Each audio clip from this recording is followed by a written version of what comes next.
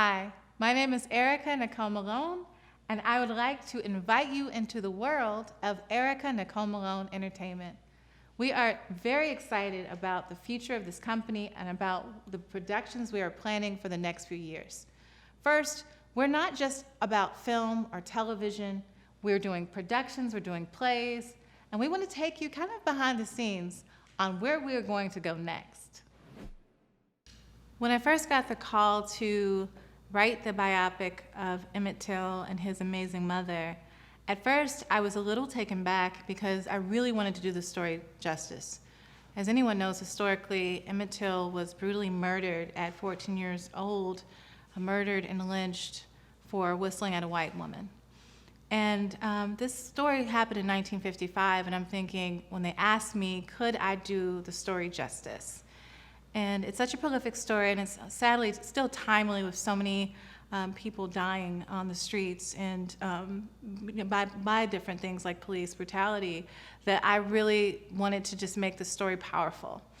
And so what you'll find with this biopic is hearing the story from the POV of Emmett Till's amazing mother, Mamie Till, and really getting a chance to understand what it was like for her to get that call that her son was missing and not knowing where he was.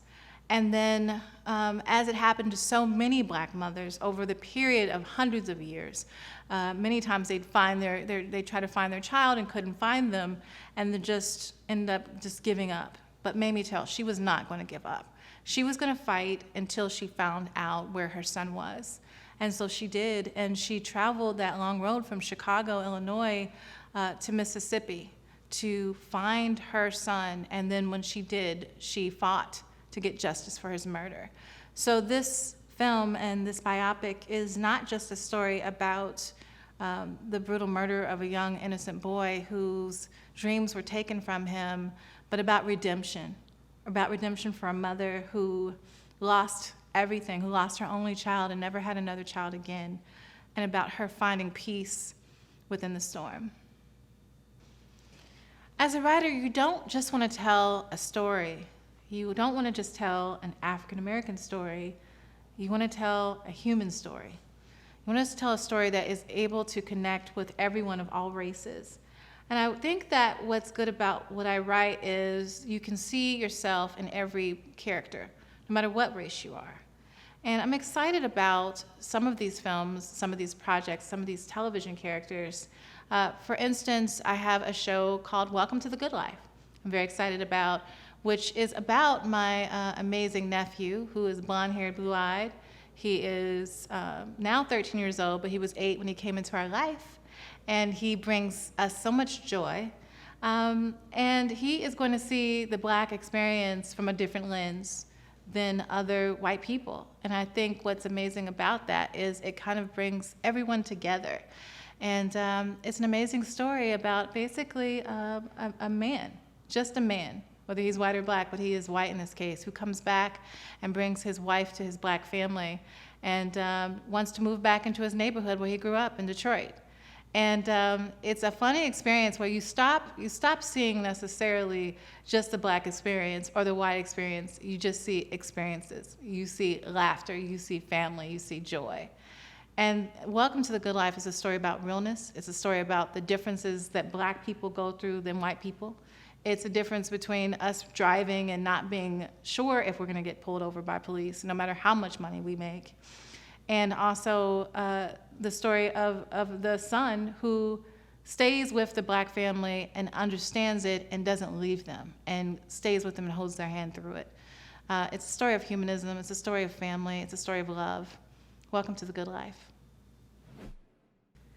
I remember telling my mother that I didn't understand certain aspects of crime and things that people go through and why they made the decisions that they made. And my mother quickly corrected me and said, "You don't understand and you don't know people's story. You don't know what they went through to get to that decision that they made." And that kind of stuck with me. And she told me about a woman from years ago that when she was a struggling mother with 2 kids who was in Louisville, Kentucky, and basically was homeless in the middle of freezing winter. And a woman pulled up in the freezing winter.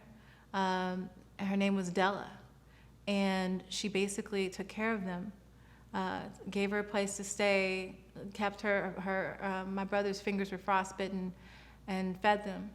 And I wasn't born yet, but she said that she basically saved her life. This woman, though, also was in the mafia. This woman also had some bad characters about her.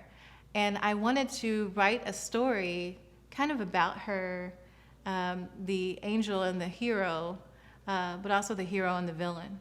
And it's called Della, and it's about a woman who is a vigilante who protects women from domestic violence and hides them from their abusers. And I think what's amazing about Della is she is a kind of a scary figure, but she also, in real life, protected women and hid them in their basement so their husbands couldn't get to them. And she had the capacity to protect them. So it's an amazing drama series that I think I'm very excited about the world getting a chance to see.